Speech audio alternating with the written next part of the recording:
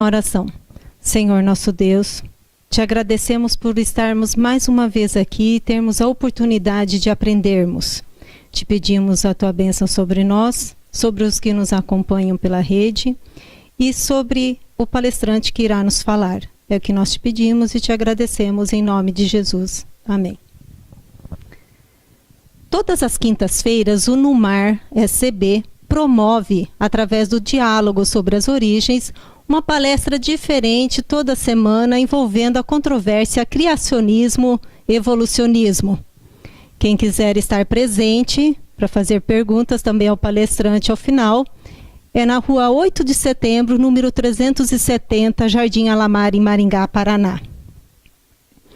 Os internautas podem encontrar o Numar SCB através do Facebook, curta lá a nossa página, através do YouTube, se inscreva no nosso canal, assista os vídeos já disponibilizados e também através do e-mail numarscb@gmail.com. Hoje nós temos a honra de receber como palestrante o pastor e mestre Erickson Danese, com o tema Origem da Mitologia. Ele é bacharel e mestre em teologia pelo UNASP Campus Engenheiro Coelho e atualmente é líder do Ministério Jovem Desbravadores Aventureiros e da Música, da Associação Norte Paranaense da IASD. Desde já, agradecemos ao pastor Erickson Danese a disponibilidade de estar aqui com a gente.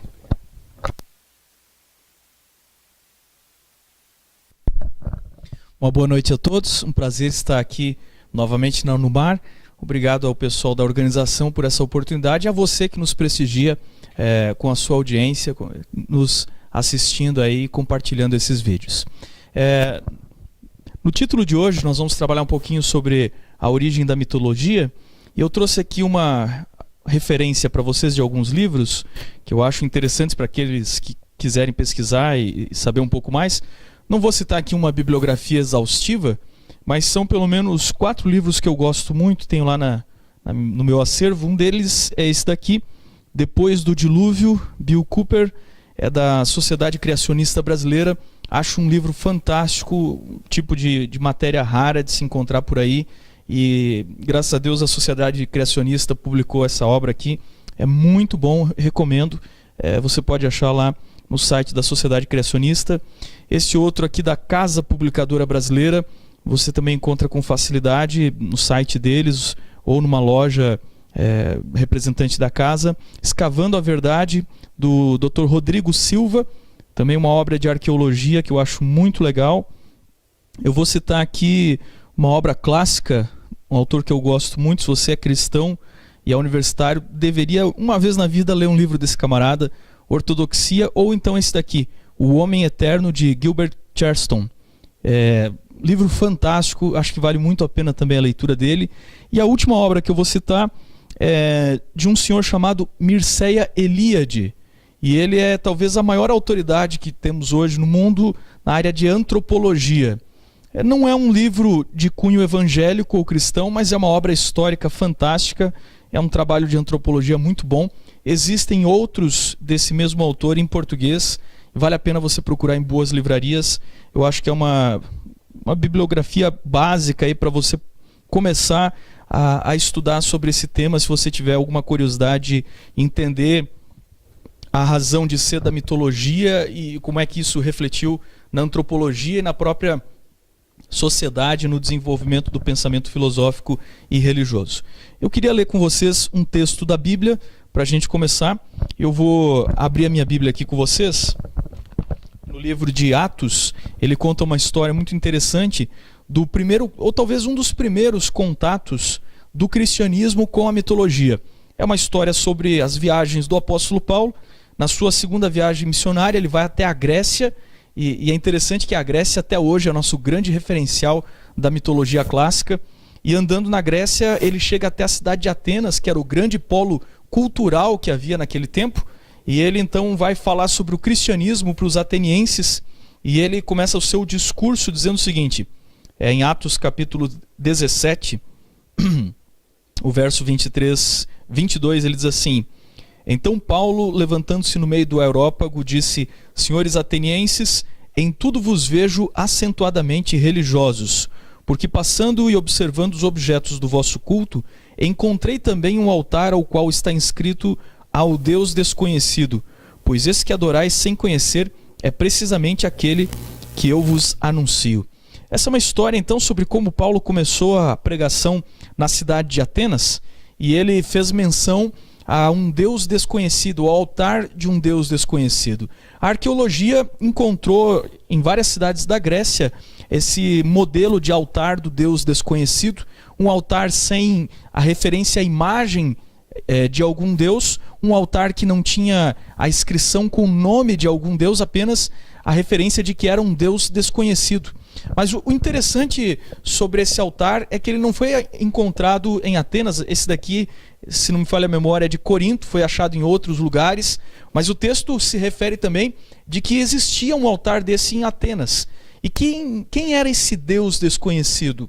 Diz a história que esse altar foi construído muitos séculos antes, quando houve uma peste na cidade de Atenas, e as pessoas sacrificaram e ofertaram a diferentes deuses ali da cidade, que era uma cidade conhecida pela variedade de ídolos e deuses que tinha, mas parece que nenhum desses deuses resolveu o problema. Então mandaram chamar um outro filósofo e ele disse: olha, o raciocínio é o seguinte, se nenhum desses atendeu aos às suas ofertas, é porque não estamos oferecendo para a pessoa certa, deve haver um Deus desconhecido. Então vamos largar um rebanho aqui e vamos deixar que as ovelhas se sentem onde queiram, e ali vamos então construir naquele lugar um altar a esse Deus que não conhecemos, que nós perdemos o nome dele em algum momento da história, e vamos sacrificar então a esse Deus desconhecido. Diz a história que eles fizeram isso, sacrificaram a um Deus sem imagem, escultura, sem ídolos, e eles então tiveram ali o favor alcançado e a praga parou, e assim ficou a história ao Deus desconhecido. É interessante essa história porque a gente fica pensando sobre qual é realmente a origem da mitologia. Nesse primeiro momento vamos trabalhar então com vocês como é que funcionou a construção do pensamento mitológico. Basicamente, quando a gente olha para os povos e civilizações da antiguidade, a gente percebe que as culturas trocaram muitas informações. Se você olhar para as civilizações, por exemplo, do Mediterrâneo, você percebe que nós tínhamos já um comércio muito próspero dessas civilizações antigas, citando, por exemplo, os fenícios, né, que navegaram por todo o mar Mediterrâneo, e você vai encontrar esses elementos culturais e até mesmo os elementos religiosos sendo passados de cultura para cultura, e em alguns lugares você vai ver até mesmo o sincretismo de crenças religiosas. De forma que quando nós analisamos os mitos da antiguidade, eles não são mitos puros, mas muitas vezes você vai ter diferentes vertentes, versões para o mesmo mito. Ou seja, em cada localidade, em cada lugar, nós encontramos pessoas que foram elaborando novas ideias e foram até juntando ideias de outros lugares e com isso construindo histórias inovadoras ou até melhorando as histórias antigas, aumentando em alguma coisa. Os fenícios, por exemplo, tiveram um grande contato com o mundo grego, que vai que vai legar a sua herança para o mundo romano e para outras civilizações. Só para a gente ter uma ideia, quando você olha, por exemplo, para o mito de Zeus, você vai encontrar uma história em que Zeus vai até a região da Fenícia e ele se namora então com uma princesa fenícia daquela região, e essa princesa chama Europa. E é daí que vai vir o nome Europa, né, do continente europeu. Na verdade, o nome Europa vai vir de uma princesa de Canaã, da região da Fenícia. Existe muita relação entre a mitologia grega e o culto dos cananeus, que eram aqueles povos vizinhos e rivais do antigo Israel. Por exemplo, o mito de Perseu e Andrômeda. Perseu é um jovem grego e Andrômeda é uma princesa fenícia.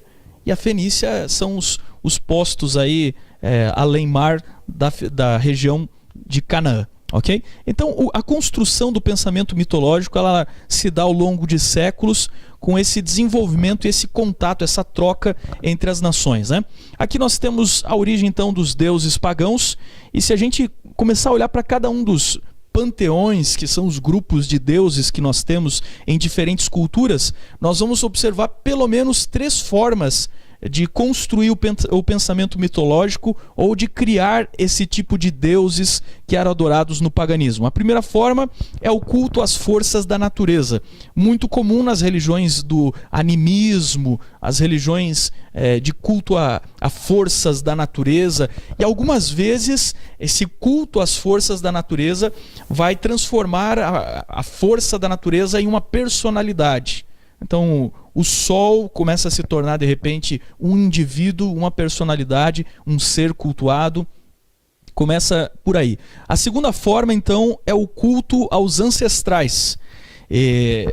Essa aí é talvez a forma mais fácil da gente exemplificar. Até hoje, você vai ver em muitas sociedades modernas, em muitas religiões modernas, a ideia de cultuar uma pessoa que morreu, beatificá-la, transformá-la em santo, e não era diferente naquela época. Os gregos, inclusive, tinham uma expressão para isso, para esse momento em que alguma personalidade era deificada, eles chamavam isso de apoteose, quando então o indivíduo era transformado em Deus, né? Os imperadores romanos eram transformados em deuses, o faraó era um tipo de Deus, e de forma que muitos dos antigos deuses provavelmente foram ancestrais. Eu poderia citar para vocês, por exemplo, o deus Odin, da mitologia nórdica. Ele quase com certeza foi uma pessoa real, que é claro não foi um deus, mas foi um ancestral de povos que viveram no norte da Europa. Se você pegar um livro como esse daqui do Bill Cooper, que eu citei para vocês, ele vai mostrar que em muitas das genealogias antigas, o nome Odin vai aparecer como um ancestral fundador daquela genealogia. Então, provavelmente, é um ancestral fundador daquele povo, e com o passar dos anos, a história vai sendo recontada, e com o desenvolvimento da crença de uma vida após a morte, essa personalidade vai sendo deificada e se transformando no deus patrono daquela cidade ou daquele povo. E por fim, a última forma, semelhante à segunda, é o culto aos heróis. A diferença aqui é que necessariamente o herói não é um ancestral sanguíneo daquele povo, mas é alguém que fez algum feito extraordinário e foi deificado, né? Provavelmente na mitologia nórdica a gente poderia citar aí a figura de Thor. A figura de Thor, um deus do trovão que usa uma clava, e você vai encontrar essa figura heróica de um herói que vence as guerras para aquele povo, que usa uma clava em vários lugares. Por exemplo, os romanos, quando tiveram contato pela primeira vez com os nórdicos, eles viram o mito de Thor e disseram assim: olha, aqui eles cultuam o deus, aqui eles cultuam Hércules como um deus. E lá em Canaã, a ideia de Hércules também era reconhecida em outros deuses locais. Isso é muito comum. Você percebe que pode ter havido algum tipo de herói ancestral que foi deificado, a história foi recontada e foi se transformando no mito. Bom, vamos diferenciar agora um pouquinho a questão do mito e da religião. O que nós podemos entender como mito e o que é religião. E vamos tentar diferenciar o mito da Bíblia, porque essa é uma das primeiras acusações que os céticos têm em relação à Bíblia, em dizer que, bom, assim como os mitos foram inventados, a Bíblia também deve ser a mitologia dos judeus, dos cristãos, e são apenas histórias inventadas. Existem muitas diferenças. Por exemplo, quando você lê a literatura bíblica, você tem ali diferentes tipos linguísticos, diferentes tipos de literatura. Você vai ter narrativas e você vai ter também em algum momento as parábolas com significado mais alegórico, mas você tem que diferenciar na Bíblia exatamente quando ela está falando de história, conteúdo histórico, e quando ela está falando sobre conteúdos de lições de moral em parábolas e conteúdos assim. A mitologia se aproxima talvez em intencionalidade das parábolas.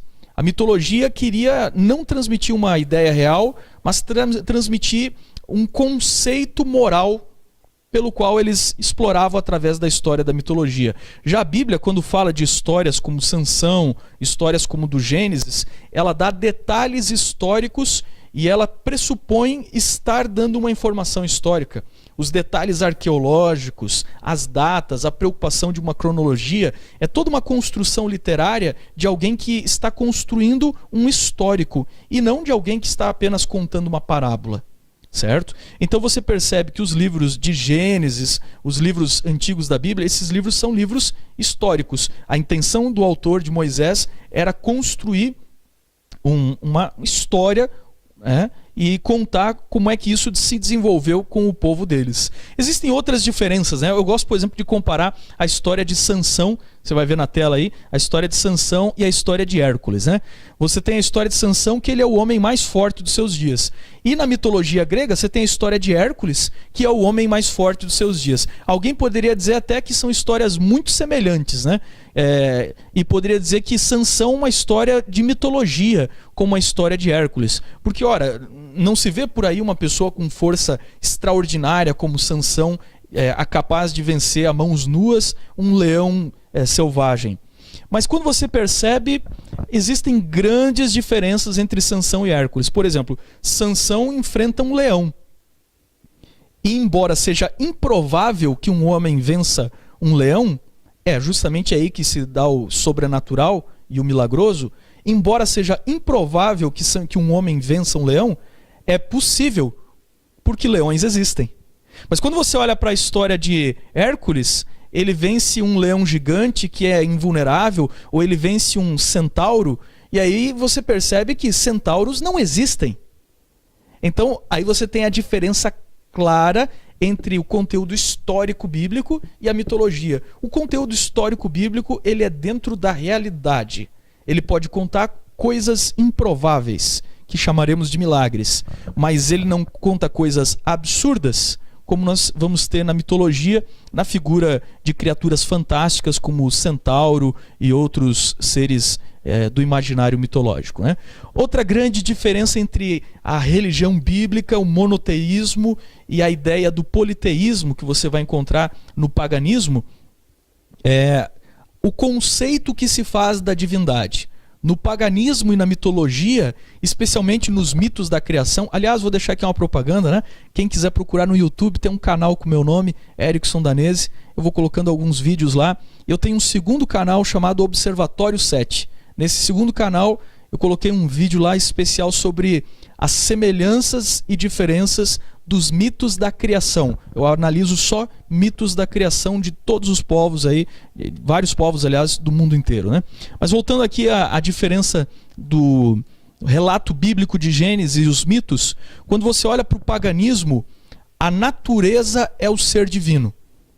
Na tela você observa, por exemplo, um mito da criação na visão dos egípcios, a relação do céu e da terra, né? A deusa do céu e o deus da terra, Nut-Geb. E você percebe que elementos como o céu, a terra, o ar, eles são divinizados, eles são personificados, e o culto é culto às forças da natureza, ou a seres que representam essas forças da natureza. Quando você olha para o relato da Bíblia, ele é completamente diferente do estilo do mito. Quando você olha para a Bíblia, Deus separa o céu e a terra é terra, e céu é céu.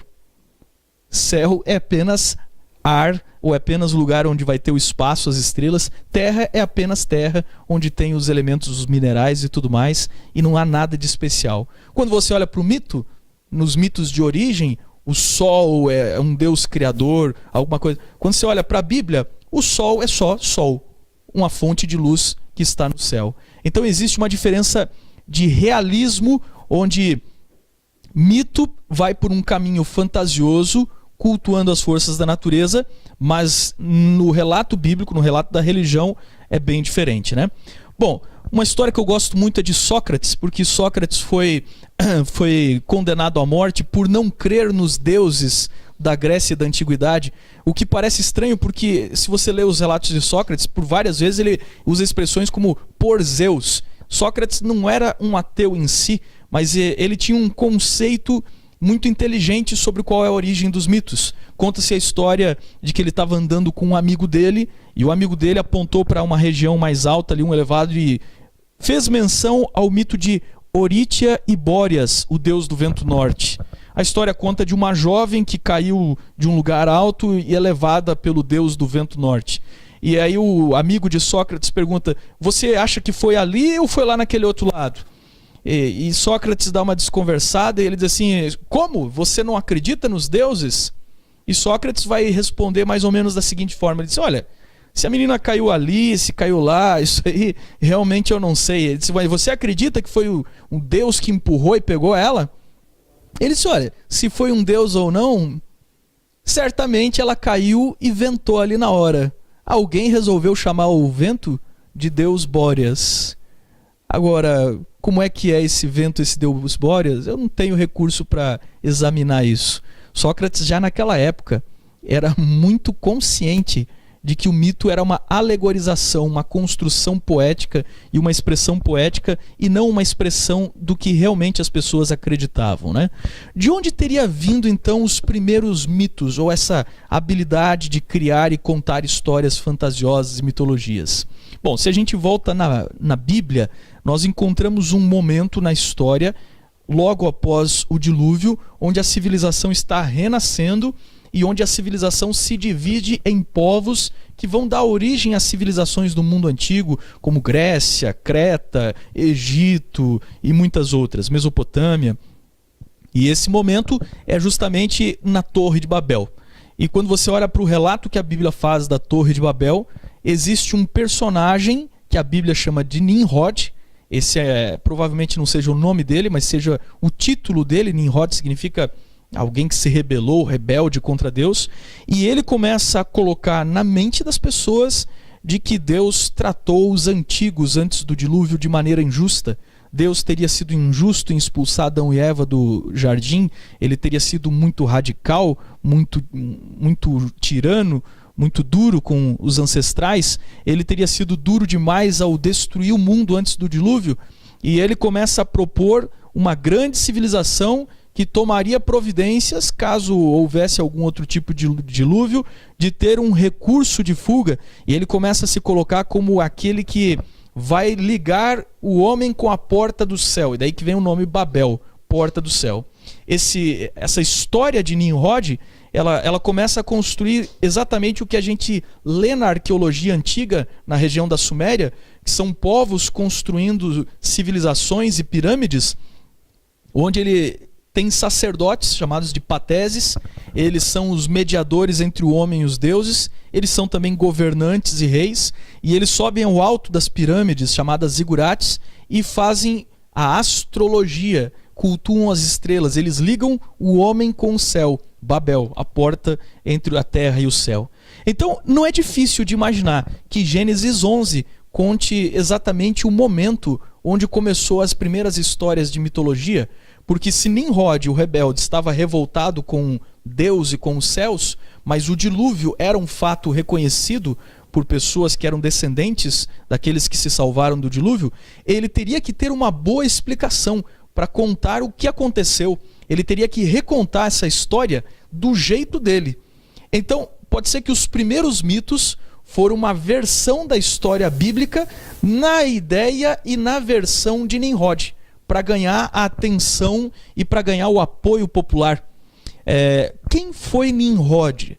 A Bíblia fala pouca coisa dele. A Bíblia diz assim que ele era o rebelde, Nimrod. A Bíblia diz que ele era descendente de Cã, um dos filhos de Noé, que curiosamente teve problemas com o pai. Ele era neto de Noé. A Bíblia diz que Nimrod era chamado de poderoso caçador.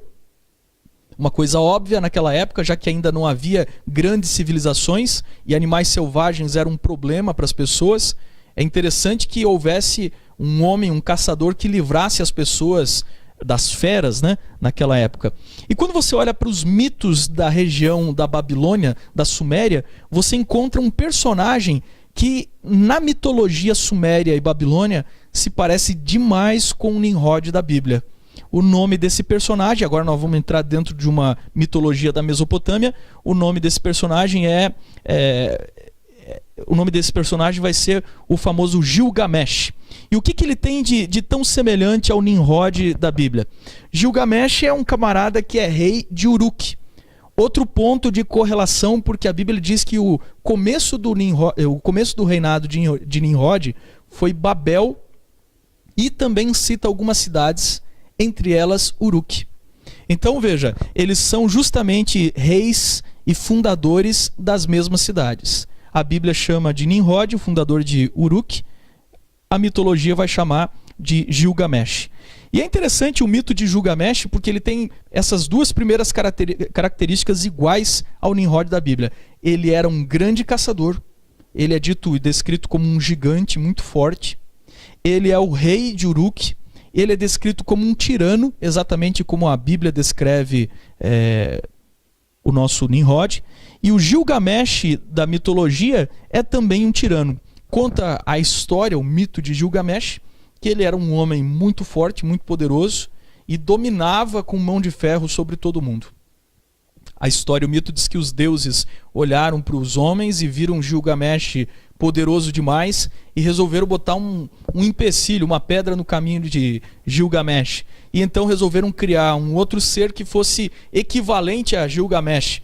E então eles criaram um camarada que é descrito como selvagem, incivilizado, vivendo ali nas proximidades. Ele aparece nas figuras vestidos de pele, usando chifres como um animal, e essa figura é chamada de Enkidu.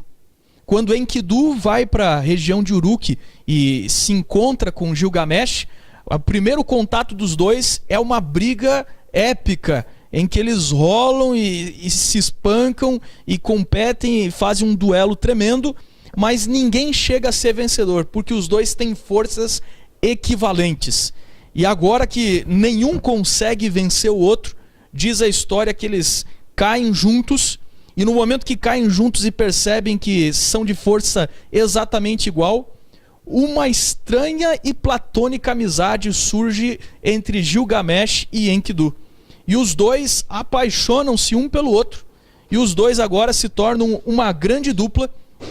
E então eles começam a enfrentar os monstros da região e começam a livrar a região de animais selvagens e de criaturas.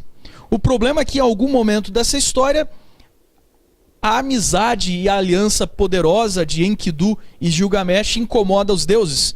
E os deuses decidem então colocar um fim em Enkidu. E nessa ideia eles vão matar Enkidu. Enkidu começa a ficar doente, adoece, Gilgamesh cuida dele, e Gilgamesh fica inconsolado que aquele que é a sua dupla platônica vai perder a vida, e ele não se conforma com a morte, até que por fim Enkidu morre, e Gilgamesh fica inconformado com a morte, e ele decide resolver o assunto da morte. Ele decide, de alguma maneira, encontrar uma solução para a morte. E é aí que começa a grande epopeia de Gilgamesh, buscando a solução para a morte. E aí nós vamos ter um outro elemento curiosamente parecido com a Bíblia. Gilgamesh ouve falar que existe um homem vivendo nas montanhas, longe dali. Um homem chamado Utnapishtim. E esse homem é o homem mais velho sobre a terra, sobrevivente do dilúvio, e justamente um homem que ganhou a imortalidade dos deuses. Ele decide então procurar Utnapishtim para descobrir a solução para a morte. E quando ele faz essa viagem, passa por muitos perigos, ele encontra Utnapishtim para descobrir qual é a solução para a vida eterna. Veja, Utnapishtim claramente é uma referência à figura histórica bíblica de Noé. Ele é o sobrevivente. Não é difícil para a gente imaginar que Noé, que a Bíblia descreve que ainda viveu muitos anos depois do dilúvio, tem até ganhado entre os pagãos a fama de imortal. Imagine uma pessoa que era a mais velha entre todos vivendo, que sobreviveu ao dilúvio, que no dilúvio já tinha mais de 600 anos ali, e ainda agora vive muito mais tempo. Eles olham para esse camarada e dizem assim: você não vai morrer nunca. E eles começam a perceber que eles, depois do dilúvio, envelhecem mais rápido do que Noé, que tem muito mais idade que eles. Não é difícil entender como é que construíram essa mitologia. A fama de Noé pode ter corrido, e ele provavelmente não desceu com o resto do povo para a região de Sinear, onde se construiu a Torre de Babel. Então retrata exatamente o mito de Gilgamesh, um rei de Uruk que vai procurar um ancestral do dilúvio. Esse ancestral mora nas montanhas, lugar também que a Bíblia descreve onde parou a Arca de Noé. O problema é que no mito de Gilgamesh, quando ele descobre a planta da imortalidade, ela está sob as águas. Outra referência que parece com a Bíblia, né? Porque na Bíblia, o segredo da vida longa dos ancestrais é que Adão comeu de uma árvore que dava vida eterna, a árvore da vida que havia no Jardim do Éden. E essa árvore, ou esse jardim, sumiu, porque veio as águas do dilúvio e onde ficou? Está embaixo das águas? Está em algum lugar? Sumiu, não tem mais. Se alguém pudesse achar isso, teria a vida eterna. Novamente, você olha para o mito de Gilgamesh e você vê claramente que ele é uma releitura do conhecimento ancestral que havia da Bíblia. Por fim da história, Gilgamesh não consegue a planta da vida eterna e o mito faz uma reflexão muito interessante sobre a morte, mas esse é um assunto para um outro dia, entender o conceito, o desenvolvimento do pensamento da vida após a morte, como é que isso se deu. Mas eu quero voltar para a pergunta original. Como é que se construíram os mitos e lendas? Gilgamesh seria baseado em Nimrod. Nimrod é o caçador, é o fundador das mesmas cidades, é um rebelde contra os deuses, exatamente como o nosso Gilgamesh da mitologia sumeriana, babilônica, né? E nós vamos ter esse daqui como um dos mitos mais antigos e que vai servir de referencial para outros mitos que a gente conhece ao longo das civilizações. Aí vem a pergunta muito interessante, né? A Bíblia seria uma cópia dos mitos ou os mitos seriam uma cópia da Bíblia? Quando essas histórias de Gilgamesh foram encontradas lá na região do Oriente Médio, os críticos da Bíblia disseram assim, opa, tá aí a prova de que os judeus copiaram a Bíblia dos babilônios quando estiveram no cativeiro.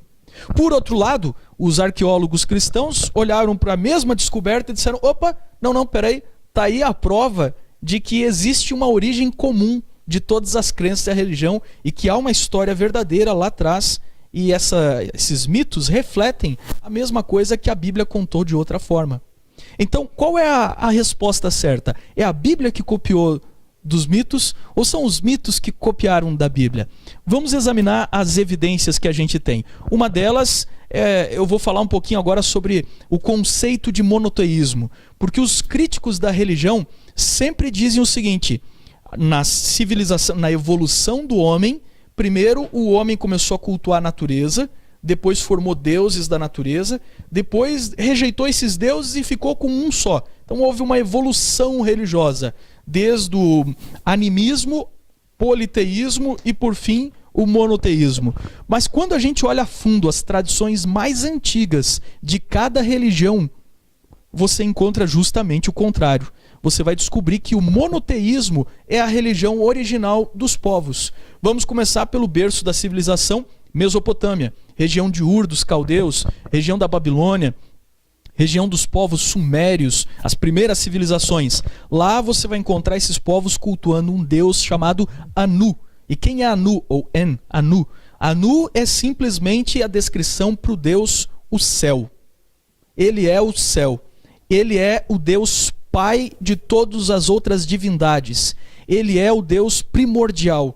Ele é o Criador. Algumas vezes ele é chamado de o pastor celeste. Anu não tem imagens de escultura numa terra onde haviam milhares de deuses sendo cultuados, todos eles com imagens de escultura.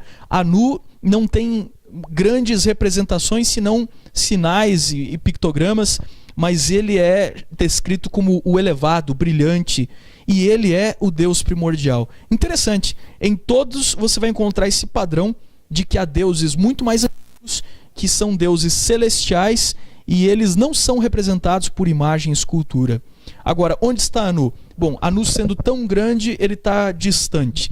E você vai ver esse outro elemento comum do politeísmo, do paganismo. Eles creem que havia um único Deus no início. Mas como esse Deus criou e foi embora, é melhor adorar os espíritos menores e intermediários entre o homem e o divino. Porque esses espíritos estariam mais próximos. É melhor adorar os ancestrais, porque o Deus criador, aquele, o pai de todos, criou e foi embora. Aí eu volto e penso na história de Nimrod, né? Ora, não foi esse o discurso de Nimrod? Que Deus foi embora? Deus era tirano, puniu o mundo com um dilúvio, era um tirano e ele não se interessa, ele foi embora. Você vê o reflexo exato da ideia que provavelmente foi criada por Nimrod. É possível que o criador da Torre de Babel tenha sido o grande inventor dos primeiros mitos. Você vai encontrar esse padrão do Deus celestial em todas as culturas. Eu vou citar rapidamente algumas delas para vocês. Na Grécia, você vai ter a descrição de Urano, que é o céu, é um deus primordial. Você vai ter os persas falando de Ahura Mazda. Você vai ter os cananeus falando sobre o deus El. Você vai ter os hititas chamando ele de Eucunirza. Você vai ter os egípcios falando de Amon. Os citas do norte do Irã chamavam esse deus de Papaios, uma palavra até parecida com pai, né?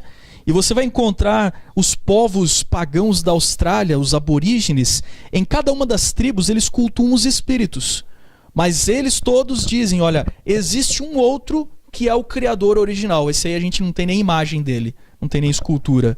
E em cada região da Austrália eles dão um nome diferente para essa mesma divindade. Na Índia, que a gente conhece por tanta idolatria, entre os povos mais antigos você vai encontrar o conceito de que existia um Deus primordial, um espírito criador diferente de tudo aquilo que eles adoram no hinduísmo. Entre povos das ilhas do Pacífico, da Ásia e de outros lugares do Oceano Índico, você vai encontrar, por exemplo, esse povo que acreditava em Puluga, e ele é um Deus celestial que criou, se afastou e puniu o mundo com um dilúvio. Você vai encontrar essa mesma crença na África, esse Deus criador que não é adorado por imagem. Sim, na África eles vão cultuar os espíritos, os ancestrais. Mas se você perguntar para eles, eles vão dizer, não, realmente, existe um criador primordial. E aí em diferentes lugares da África ele vai ter diferentes nomes. Mas é sempre o céu, o Deus céu, o criador que está distante. Você vai ver esse mesmo padrão em outros lugares do mundo, como o sudeste da Ásia, lá na Birmânia, onde existem esses povos. O povo Karen, por exemplo, é um povo interessante. Eles têm algumas histórias como da civilização deles, que eles dizem que veio do oeste, passando pelo meio das selvas, e então eles estavam vindo de um lugar onde confundiram as línguas, atravessaram as selvas, se perderam, se angustiaram, não obtiveram resposta nenhuma, e aí eles fizeram um pacto com os espíritos, para que os espíritos os salvassem. Mas eles dizem assim, no passado os nossos ancestrais não cultuavam os espíritos. Eles conheciam um criador, o criador original, que a gente não tem nem imagem nem escultura. Você vai encontrar essa ideia do criador celestial sem imagem entre os índios americanos, né? Ele é chamado de Manitou por alguns, Tirawa, o pai das alturas, o grande chefe, algumas vezes descrito pelos índios. Você vai encontrar os povos, os esquimós, os povos do norte, e eles vão chamar esse Deus invisível de o vigilante, aquele que existe, a força, chefe celeste, criador dos mundos. E eles também não têm um ídolo para isso. Ele vai ser encontrado entre os povos turcos e mongóis, e eles vão chamar de Tengri, o Supremo, o Senhor do Céu Azul. E os mais antigos desses povos nem sequer tinham um ídolo para esse Tengri. Ele é simplesmente o céu, o Criador que está no céu. E na China, que cultua os espíritos e tantas formas de dragões e criaturas fantásticas, antes de tudo isso, você vai ver que as tradições mais antigas deles, eles vão dizer o seguinte: existia e existe um Criador, não tem imagem dele, ele é o pai de tudo, é o do começo, ele é Shangti, o Senhor das alturas. Então em cada um desses povos você vê que o politeísmo não é a origem, nem é o animismo a origem. Na verdade, todos os povos começaram crendo em um único Deus, que era Criador, o Deus celestial e um Deus paterno. Em algum momento, alguém contou para eles uma história de que esse Deus criou e foi embora. E então eles decidiram cultuar os espíritos na esperança de obter algum favor espiritual. Como a história e a religião se transformaram em mito? Vamos então explorar um pouquinho mais essa ideia. Vamos pegar aqui um texto de Flávio Joséfo, historiador judeu, né? Da época aí, um pouquinho depois, época de Cristo, já no final aí do primeiro século. E no seu livro Antiguidades, livro 1, ele conta um pouquinho da história de Nimrod.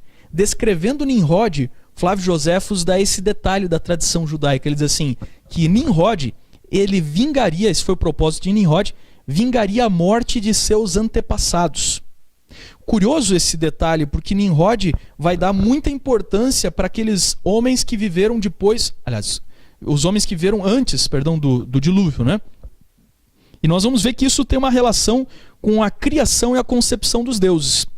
Quando você olha para textos da Bíblia, como Apocalipse 12, Ezequiel 28, que descrevem a batalha no céu, a queda de Lúcifer, você vai encontrar o mesmo padrão na mitologia da antiguidade. Por exemplo, os gregos falavam de uma guerra no céu entre os seres celestiais, e os titãs, um tipo de divindades, foram atirados à terra e jogados no inferno, no Tártaros. Então você tem aí o mito dos titãs, né?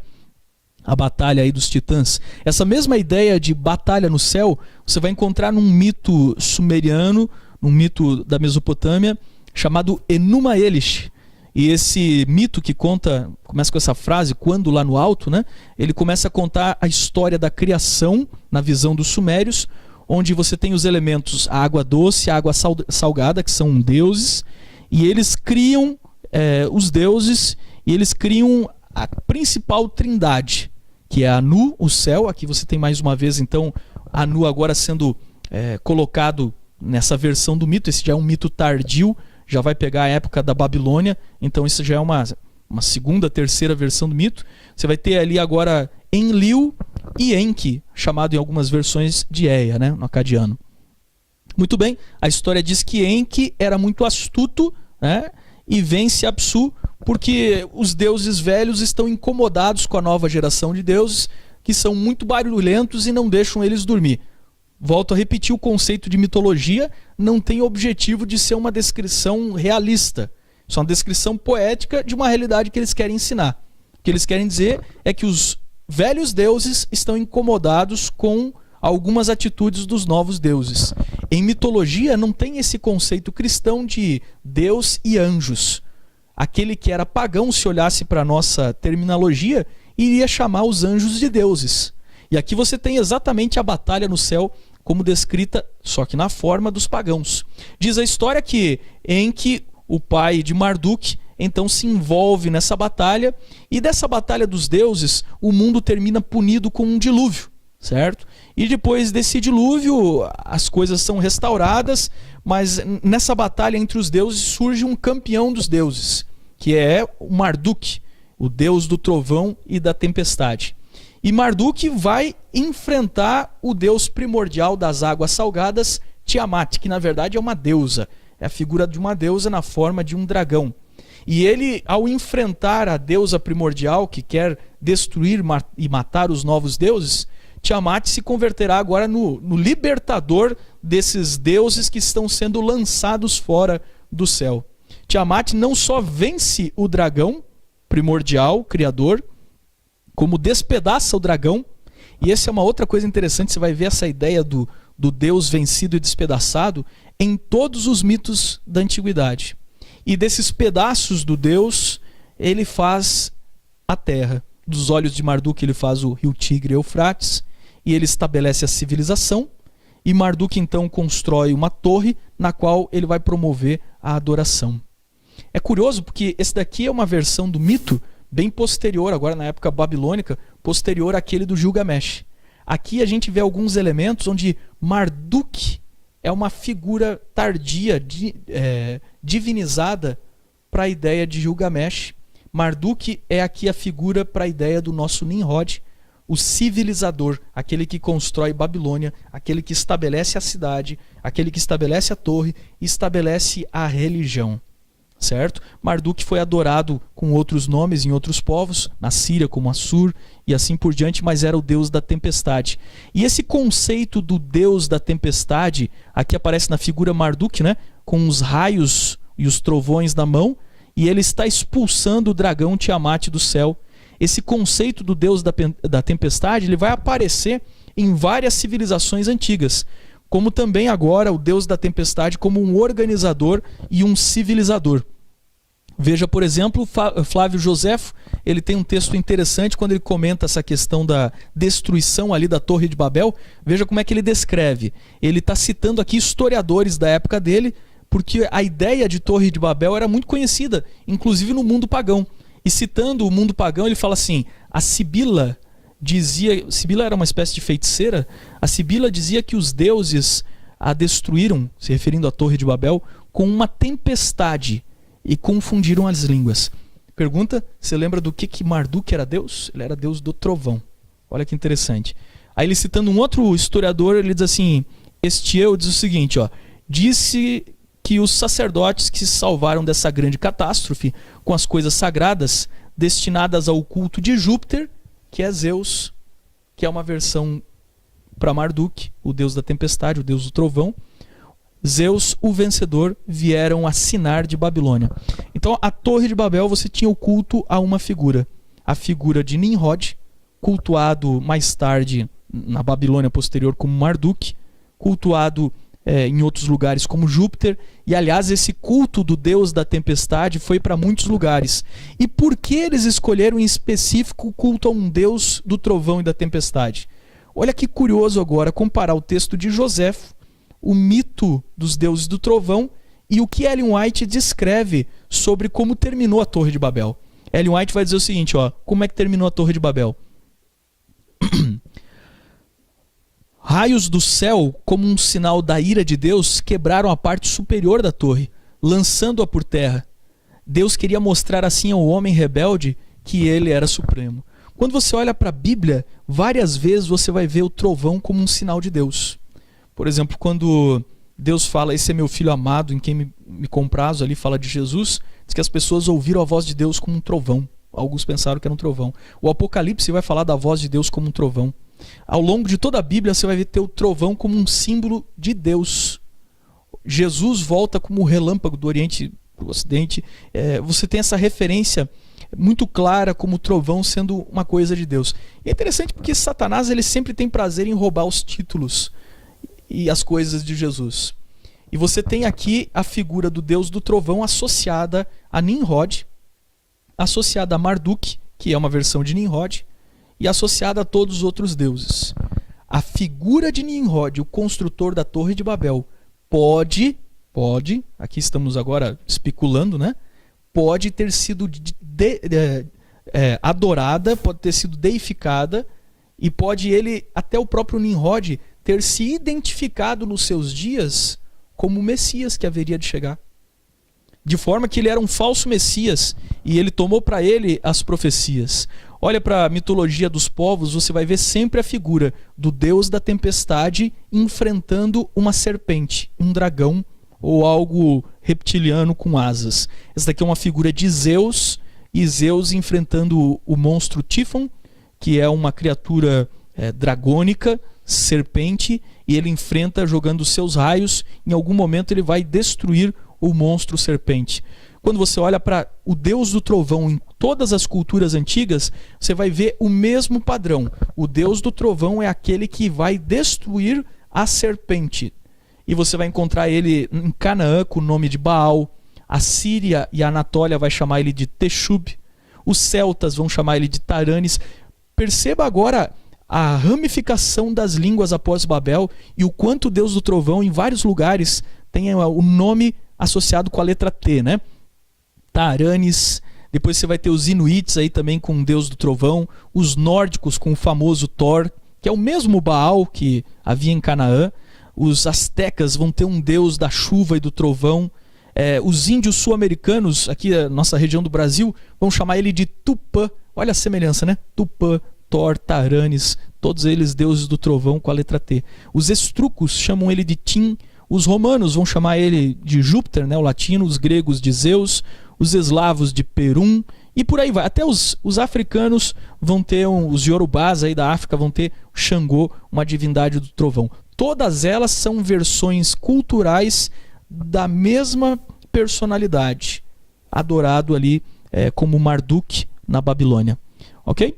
Você vai ter murais aqui de diferentes lugares. Em todos os lugares, o Deus do trovão está punindo uma serpente ou um monstro, né? Lá na Mesopotâmia, ele expulsa Tiamat do céu com seus trovões. Lá na Grécia, ele é Zeus combatendo Tífon. Em Canaã, ele é Baal, que luta contra o Leviatã, que é a serpente do mar. E lá no Egito, ele não vai ser o Deus do trovão, porque o Egito talvez não tivesse muita importância para o trovão. Eles converteram no Deus solar. O sol tinha mais importância para eles. Mas ainda assim, você vai ter a mesma figura do Deus que vence a serpente Apep, a serpente da escuridão, do mundo dos mortos, do outro lado e assim por diante. Esses são padrões. Você vai encontrar Haddad, mencionado algumas vezes na Bíblia, aqueles deuses do norte ali da Síria, desses lugares, ou também chamado de Texub, na região que hoje faz parte da Turquia, e ele sempre vai estar nessa temática, um Deus que enfrenta a serpente. Muitas vezes o Deus pisando a serpente está embaixo dos seus pés, ele está pisando sobre a serpente. De onde vem essa ideia? Porque ela vai ser encontrada na Índia, e o Deus do trovão e do raio da Índia, ele enfrenta uma serpente. O Thor dos nórdicos, ele enfrenta a serpente do mar. Você vai lá nos eslavos, o Deus Perun deles enfrenta a serpente do mar. E se você for ao Japão, eles têm um Deus do trovão, que é um Deus primordial, e ele combate a serpente marinha. Por que todos eles têm exatamente a mesma história? Ora, seria possível que todos eles tivessem exatamente as mesmas ideias em lugares diferentes, sem ter contato entre si?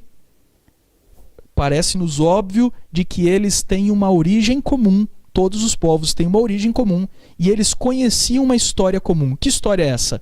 Bom, a Bíblia diz que a profecia mais antiga que nós temos é a de Gênesis 3, verso 15, quando Deus prometeu para nossos ancestrais, dizendo: porém inimizade entre ti, Satanás, figurado pela figura da serpente, né? E a mulher, a mãe da humanidade, entre a tua semente, os que serviriam Satanás, e a sua semente, no singular, ou seja, o Messias, aquele que viria, nasceria da descendência de Eva. Esta te ferirá a cabeça e tu lhe ferirás o calcanhar.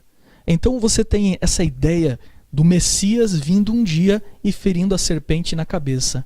Quando você olha para os povos e as mitologias, você percebe que eles ainda preservaram, mesmo que poluindo no conceito do politeísmo, mas eles preservavam uma esperança de que viria um Messias, e esse Messias os livraria do poder do mal. Certo? Muito interessante, né? Outro ponto comum são os detalhes. E é por isso que a gente pode responder a pergunta: será que os mitos copiaram da Bíblia? Ou será que a Bíblia copiou dos mitos? Ora, não é possível que a Bíblia tenha copiado, porque os mesmos mitos acontecem em regiões muito diferentes do mundo que não tiveram contato entre si. E aí a psicologia com o Dr. Freud tentou explicar isso. Disse assim: o homem tem as mesmas necessidades em todos os lugares. Então isso evoluiu para as mesmas respostas. Mas a gente tem que desafiar, mesmo sendo Dr. Freud, porque eu fico me perguntando como é que as pessoas, mesmo tendo as mesmas necessidades e talvez as mesmas ideias, coincidiram em exatos os mesmos detalhes. Veja, por exemplo, a exatidão, os mesmos detalhes sobre como o homem foi criado. O homem é sempre descrito como sendo criado do barro. Você vai encontrar tradições assim, ó, na Suméria, na Babilônia, no Egito, na China, os hindus, os iorubás da África, no Congo e entre as tribos da África Ocidental, os gregos e os persas. Aliás, é interessante o mito de criação do homem na China, né?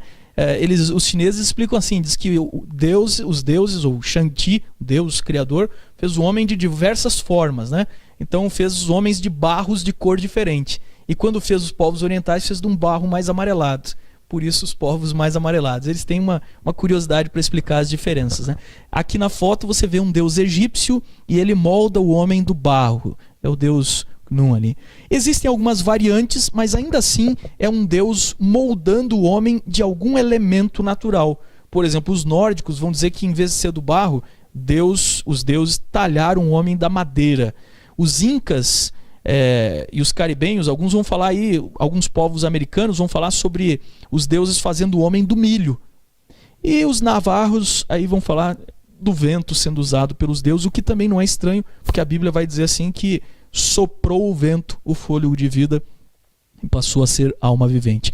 Outro ponto comum em todas as mitologias, que são semelhanças, eles não podem ter tido a mesma ideia, é que em várias mitologias você tem eras douradas e eras que vão denigrindo. Por exemplo, os gregos, vamos citar esse mito aqui, eles diziam que na nossa ancestralidade havia uma era dourada. Nessa era dourada não havia morte, as pessoas da era dourada viviam quase como imortais, os animais, as plantas não morriam, era uma era dourada. Mas ela passou, e aí veio uma era de prata, onde haviam gigantes, eles viviam muito tempo, mas eram violentos. E essa era de prata terminou com um dilúvio. E aí depois veio uma era de bronze. Homens já mais inferiores vivem menos.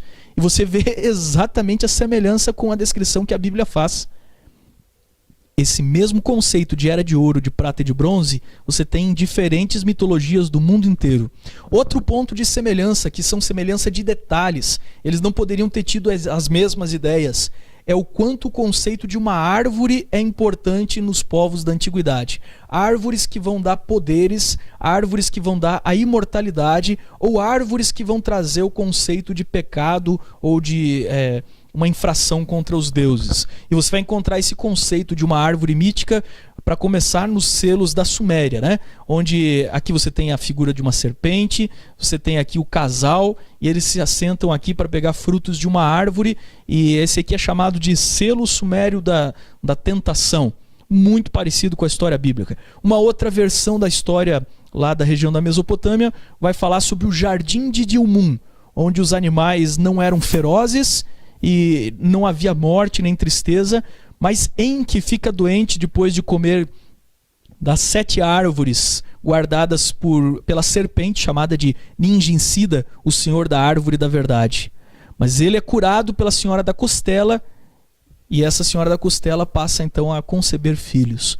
Muitas semelhanças realmente com a história da Bíblia. Você vai ver esse conceito da árvore entre os mitos pagãos, né? Na Suméria eles adoravam cedros, cultuando o deus Tammuz.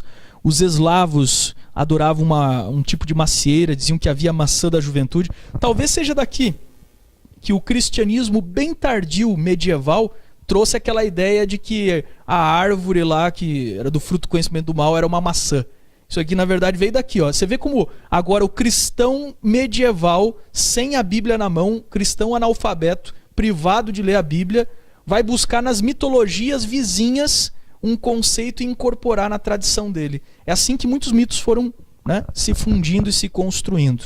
Você vai ter os irlandeses, né, mito irlandês que fala de uma heroína que quer comer frutinhas mágicas.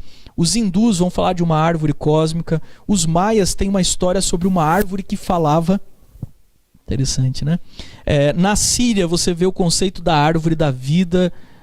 Você vai encontrar os egípcios com esse conceito de uma árvore dos deuses, aqui o deus Tote da magia, né? Servindo o faraó. Na Grécia eles contam a história sobre um jardim chamado Jardim das Hespérides, é um jardim dos deuses, onde tem frutas de ouro. Interessante. E há todo um conceito de imortalidade, e você vai encontrar a serpente protegendo os frutos da árvore. Você vai encontrar o mesmo mito da árvore nos povos vikings, nórdicos. Eles falam da Yggdrasil, né? A árvore cósmica que liga os mundos. Mas nessa árvore cósmica você vai ter a árvore e uma serpente na árvore. Mais uma vez, uma lembrança ancestral da mesma história contada lá no livro de Gênesis. A gente podia citar, por exemplo, um mito chinês que ficou muito famoso na cultura popular com um desenho Dragon Ball, que retrata a história do rei macaco. Isso é baseado numa mitologia muito antiga sobre como o mito do budismo e do hinduísmo avançou em direção à China. O mito do rei macaco diz o seguinte, que no jardim dos deuses havia uma deusa protetora do jardim que cuidava os pêssegos da imortalidade. E o rei macaco vai enganar ela para ficar com os frutos. É uma história bem interessante, onde o rei macaco parece muito com Lúcifer, que é retratado como uma serpente do jardim que engana Eva. Muito curioso, né? Você vai ter outras versões para a origem humana, como por exemplo o mito de Prometeu. A gente não tem tempo para falar de todos, mas Prometeu é um titã, uma espécie de deus, subdeus, e o homem foi criado, mas os deuses não presentearam, não tem muito interesse pelo homem. Então Prometeu e seu irmão Epimeteu, eles vão dar o fogo dos deuses, vão dar consciência, a sabedoria, a astúcia para o homem, e ele agora se torna então o que é diferente dos animais, mas nem um deus. Os deuses ficam com raiva disso, porque não tinham dado permissão para isso, e para punir o homem, qual é a punição que os deuses gregos dão para o homem? Eles criam a mulher. E a mulher, para os gregos, eles chamavam de belo demônio. Era o castigo que os deuses gregos davam para o homem. Então, para castigar, eles deram a mulher, uma mulher chamada Pandora. Eles pegaram todas as maldições, colocaram numa caixa, e aí disseram o seguinte: bom, vamos fazer o seguinte, vamos dar a caixa para Pandora, né? E vamos deixar ela punir os homens, porque vai ser fácil, mulher é curiosa. E Pandora então abre com curiosidade a caixa e escapa da caixa todas as maldições. A semelhança aqui é que a mulher, assim como na história da criação, é aquela que dá início ao processo do pecado. Mas veja qual é a diferença agora do pensamento pagão e do pensamento bíblico. Na Bíblia, os deuses, aliás, na Bíblia, Deus traz juízo, ele às vezes pune, para corrigir como o pai pune e corrige o seu filho. Na Bíblia, Deus traz juízo, como o pai traz juízo à obra dos seus filhos. Mas na Bíblia, Deus apresenta um plano para salvar os seus filhos. No paganismo não tem nenhum plano para salvar o homem. Simplesmente, quando os deuses se sentem ofendidos, eles lascam com a vida do homem e acabou. Eles vão lá e destroem. Os deuses punem. No paganismo eles são vingativos. Por que a diferença?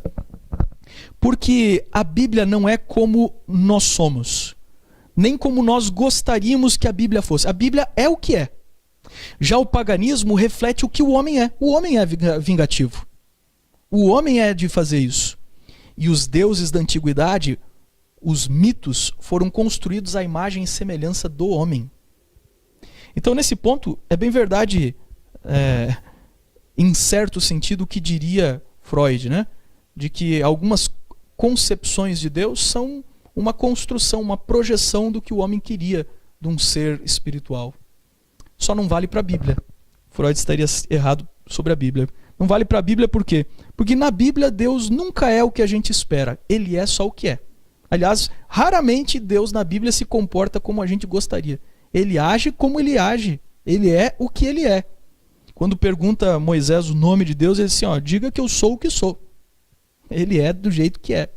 Não importa se você considera ele justo, injusto, ele é o que é. Ele é a própria justiça. Bem diferente do paganismo. E é interessante o mito de Pandora. Pandora não. O mito aqui grego, ele termina dizendo assim que da caixa saíram as maldições, mas os deuses deixaram uma última e pior maldição na caixa. Sabe qual é a pior maldição para os gregos? A esperança. Porque aí você tem esperança de se salvar, mas nunca vai se salvar. Triste a perspectiva da religião pagã. Já na Bíblia, a esperança é a maior das virtudes. Você tem esperança, ela te leva à fé. E com isso se encontra alegria para continuar vivendo. Relatos do dilúvio, bem rapidinho para a gente ter uma ideia de que não pode a Bíblia ter copiado os mitos, porque em diferentes lugares do mundo as mesmas ideias ocorreram e com tantos detalhes iguais que é impossível que eles tenham tido as mesmas ideias. Sempre são relatos, cada pontinho preto desses aqui é uma história do dilúvio em algum lugar do mundo. Sempre são relatos com uma família que se salva de um dilúvio num barco, uma arca, levando animais consigo, chove por um tempo, vêm as ondas, destrói o mundo dos gigantes, e então depois disso o líder daquela arca, daquele barco, solta alguma ave, as águas baixam e eles saem dali para construir de novo a civilização. Na Suméria, você tem uma versão chamada Mito de Atrahasis, e você vai encontrar aqui esse mural mostrando aqui o Noé sumeriano, carregando animais e com sua família. Você vai encontrar na Grécia várias vertentes. Poseidon inundando o mundo, Deucalião e Pirra, que são o Noé ali da história da Grécia, a lenda de Atlântida, que falamos na outra palestra. Os vikings têm um deus da navegação, o deus dos barcos. O nome desse deus é Njord. Parece uma corruptela de Noé. Olha só que interessante. Eles vão falar de um homem que sobreviveu a um dilúvio que inundou a terra. Eles têm essa história, eles preservaram. Os eslavos vão falar sobre um mundo primordial, que desse mundo saíam 7 rios, mas aí tinha um ovo ali, quebrou e inundou toda a terra. Apenas um homem se salvou. Você vai ter a histórias da Irlanda, que contam sobre uma lenda da terra sob as ondas. Uma cidade, uma civilização que afundou. Você vai ter um mito de um Noé lá da Índia, chamado Manu, e ele sobrevive a um dilúvio graças ao apoio dos deuses. Lá na África, O homem é salvo numa arca e ele levou sementes para plantar as plantas quando saísse do dilúvio da arca. Na China, eu acho esse daqui muito interessante, porque ele dá o nome da mulher de Noé na versão chinesa. Fuxi, que é o Noé chinês, e a sua esposa Nuá foram salvos de um dilúvio pelo Deus do trovão. Olha de novo a figura do Deus do trovão, né? Os maias, sem nenhum contato com os povos lá do mundo antigo, os maias no Novo Mundo, eles vão contar sobre os deuses que lutaram entre si. A luta terminou numa inundação da terra e então eles entraram num barco e fugiram dali, guiados pelo deus serpente emplumada. Os astecas também têm uma história parecida de um homem bom chamado Tapi, que foi poupado do dilúvio que varreu a terra. E um dos mitos do dilúvio que eu mais gosto, que eu acho mais bonito, é o mito dos Incas, na América do Sul. Eles falam do deus Viracocha. Eles dizem assim que esse deus pregou o bem, mas os homens eram maus. E ele chorava lágrimas, e ele com isso inundou a terra. E então o mundo foi destruído num dilúvio, mas sobreviveu uma família que Viracocha preservou. E Viracocha prometeu que voltaria um dia para salvar essa família. Há uma história muito bonita sobre um líder indígena inca chamado Panchacuti. Diz a história que Panchacuti era um imperador inca e os incas adoravam o deus Sol. Inti, o deus Sol. Interessante, Viracocha é aquele deus esquecido. É o deus celestial, o criador, mas que ninguém mais adora. Os incas adoravam o Sol, chamado deus Inti. E diz a história que Panchacuti, o líder, um jovem, olhou para o sol e viu uma nuvem cobrindo o sol e parou e pensou consigo: opa, mas isso é um deus e até uma nuvem cobre ele? Então isso não pode ser um deus, isso deve ser só uma criação do verdadeiro Deus que a gente não conhece. Diz a história que o imperador foi falar com os sacerdotes e eles disseram: realmente, no passado, os nossos ancestrais adoraram Viracocha. Mas ele criou e foi embora. E o imperador pode até adorar quem quiser. Mas o povo, a gente tem esse sistema aqui de adoração. Vamos continuar adorando os deuses aí do sol, das estrelas e assim por diante. A correlação dos mitos, você já percebeu que ela acontece nas histórias e lendas. E ela também acontece entre os deuses. Esse daqui, por exemplo, é uma placa arqueológica. Mostra aqui o deus Zeus. Mas ele está associado com o deus Amon do Egito, o deus carneiro. Então isso aqui é um período já mais tardio da Grécia, em que esse mesmo deus é adorado tanto na Grécia de um jeito como Zeus, e tanto no Egito como o deus Amon. Eles entendiam que os deuses eram compatíveis. Por exemplo, quando você olha para o deus Hermes, ele é chamado pelos nórdicos de Odin. Ele é chamado no Egito de Thoth. E ele tem os mesmos atributos nesses mesmos lugares. Ele é um deus mensageiro, é um deus de magia. Você vai encontrar os mesmos atributos em vários lugares, certo? Então essa correlação existe. E é interessante porque quando você explora a ideia de que alguns ancestrais foram divinizados, você olha para as genealogias antigas e você encontra isso.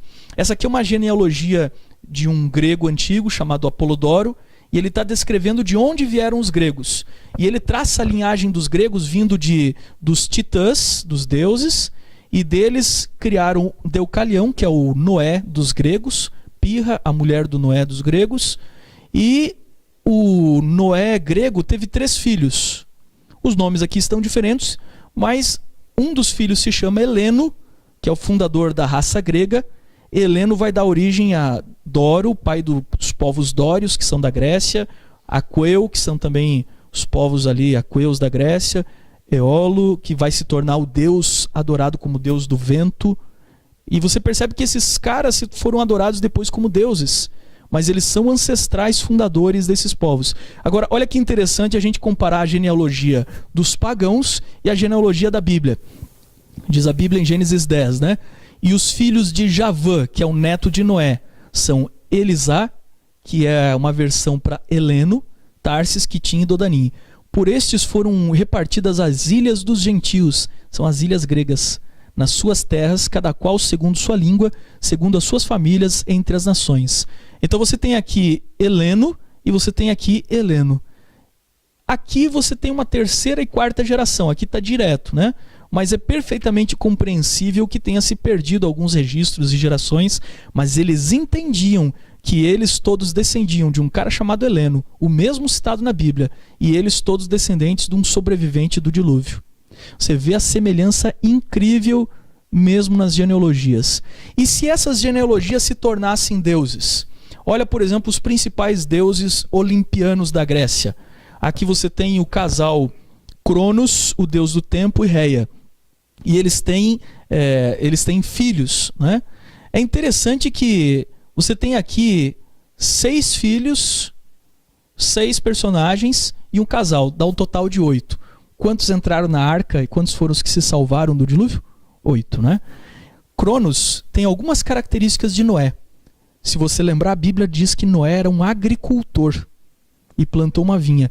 Cronos é um deus associado com a agricultura. Ele tem até uma foice de agricultor. Cronos aparece sentado em nuvens de chuva no céu. Cronos foi destronado por Júpiter, e o mito diz que Júpiter castrou e destronou o seu próprio pai. Quando você olha para a história de Noé, um dos filhos de Noé se rebelou contra Noé, que foi Cã. E diz assim que Cã viu a vergonha do seu pai nu e riu dele. E interessante que os outros irmãos cobriram Noé. Será que a história não foi pervertida, recontada e se transformou num mito? Você tem exatamente os casais. Você olha para Netuno, nem sempre ele foi um deus do mar. Netuno, o símbolo dele é o cavalo, que não tem nada a ver com o mar. Mais tarde ele foi transformado num deus marinho, mas ele parece ser um deus dos povos que foram para a região da Europa, pelo continente. Já a origem de Júpiter está muito associada com Canaã, porque eu disse para vocês que esse conceito vem lá do Baal de Canaã, e mesmo aquela que se casa, uma das amantes de Júpiter, uma das amantes de Zeus, que é Júpiter, se chamou Europa, né? Que era uma princesa fenícia. Você pode traçar uma linhagem e perceber que eles têm uma grande relação com os personagens da Bíblia que foram recontados e se transformaram em mitos. Por exemplo, a Bíblia tem um texto que diz assim, ó, que antes do dilúvio, Gênesis, aí no Gênesis capítulo 4 até o capítulo 6, vai contando a história do dilúvio, né? Escrever que antes do dilúvio haviam varões de renome. E quem eram esses varões de renome? Diz assim, haviam gigantes naquela época, valentes varões de renome, diz o texto. Quem eram aqueles valentes varões de renome? Quando você volta a um capítulo, tem a descrição dos descendentes de Caim. E diz que os descendentes de Caim se destacaram em tudo que foi de famoso no mundo antigo. Eles eram, digamos assim, as celebridades, os famosos do mundo antes do dilúvio. E quem eram esses famosos? O primeiro desses famosos era um camarada chamado Lameque.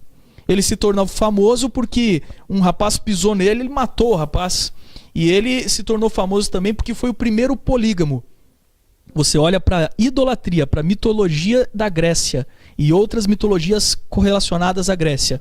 Você tem Zeus, ou também chamado pelos latinos de Júpiter. Ele é um deus paterno e ele é um deus polígamo, tem várias mulheres. Em especial ele vai ter 2 companheiras, irmãs e mulheres. E o Lameque da Bíblia, que era um homem antes do dilúvio, ele se casou com uma mulher chamada Ada e a outra Zilá. Ada significa mulher adornada e Zilá significa sombra. Parece que é uma amante, alguém que era a segunda esposa, que vivia na sombra. E quando você olha para a mitologia, a mulher de Zeus é Hera, uma mulher extremamente vaidosa e adornada. E quando você olha para a mitologia, você tem uma segunda na sombra dela, a deusa mais servil, agrícola, chamada Deméter. E esse trio teve filhos, vários deuses e tal. E entre os deuses mais destacados, é interessante que a gente tem uma relação com os personagens chamados pela Bíblia de valentes varões de renome. O primeiro deles é Jubal, um dos descendentes de Caim, filho de Lameque. Jubal, diz a Bíblia, foi aquele que inventou a harpa e os instrumentos musicais. Ele era o grande artista daquela época. Curiosamente, entre os filhos de Zeus, você vai encontrar uma referência a Apolo, que é o deus da música, das artes, e depois se torna uma divindade solar.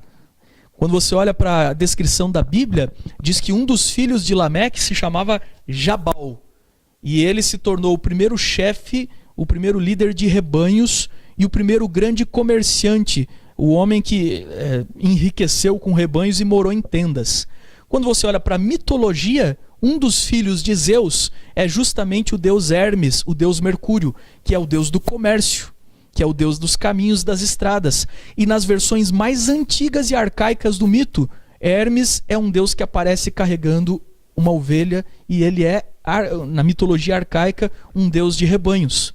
Quando você olha para os descendentes de Caim, um dos mais famosos é Tubal-Caim, e diz que ele inventou a metalurgia e se tornou o primeiro cientista, o primeiro metalúrgico, o primeiro homem a criar mecanismos e algum tipo de ciência.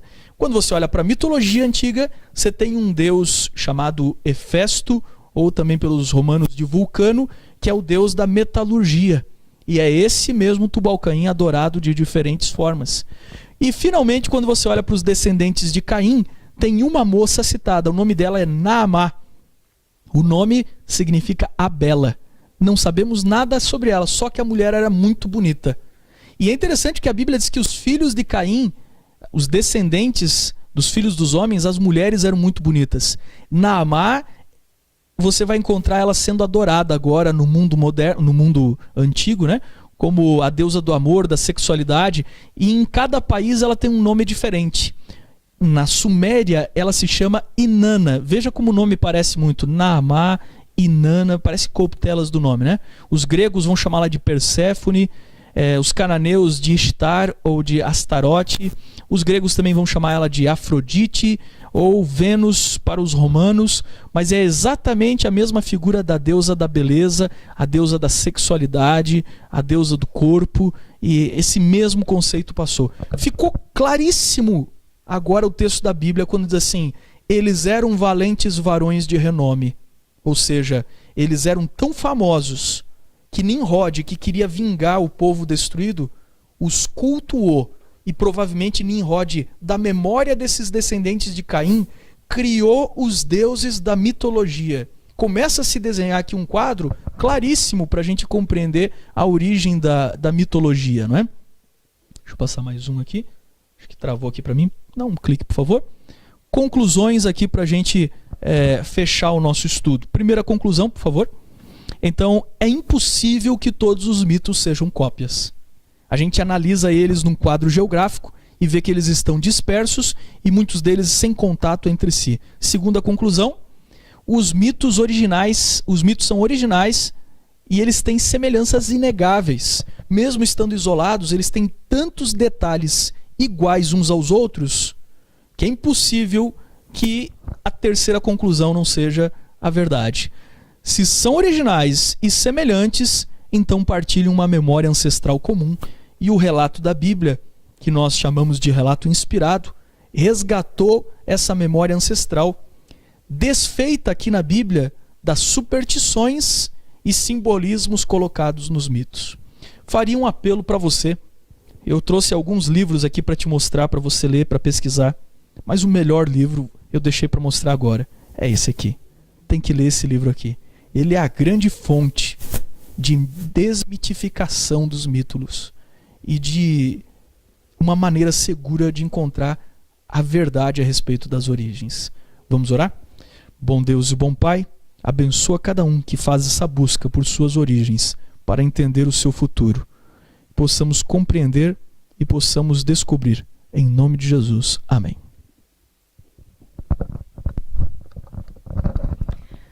Agradecemos ao pastor e mestre Erickson Danese por essa disponibilidade de estar aqui com a gente, e em agradecimento no Mar SB ele entrega esse certificado. Um pouquinho mais para cá. Aqui, né? Muito obrigado então pela honra, né? Muito obrigado pela honra. Deus abençoe esse ministério de vocês e estamos sempre aqui para apoiá-los, né? Obrigada. Compartilhe os vídeos aí da Unumar, divulgue esse trabalho deles. Parabéns. Obrigada. Temos um importante anúncio a fazer. Nós estamos divulgando o 23º Seminário A Filosofia das Origens, que acontecerá no período de 12 a 15 de outubro de 2016, ali no Iapé, em Ivatuba, bem próximo aqui a Maringá, Paraná. Serão 12 cientistas do país que estarão ministrando palestras e minicursos. E as inscrições poderão ser feitas através do site www.scb.org.br. O evento é promovido pela SCB e pelo Núcleo Maringaense da SCB. Não perca essa oportunidade de aprender mais e de tirar suas dúvidas. Nós gostaríamos também de reforçar os canais que vocês podem encontrar o Numar SCB, através do Facebook, curta nossa página e se inscreva no canal do YouTube Numar SCB. Não deixe para amanhã, se inscreva aí. E verifique também, olhe lá, assista as palestras já disponibilizadas ali no canal do YouTube. Convidamos a todos para na próxima semana, quinta-feira, às 20 horas, mais uma palestra nos acompanhe com a oficina Diálogo sobre as Origens. O Diálogo sobre as Origens é uma oficina em parceria com a comunidade Nova Morada. E o Numar SCB agradece o apoio da Sociedade Criacionista Brasileira e da Associação Norte Paranaense da IASD. Não percam a próxima palestra.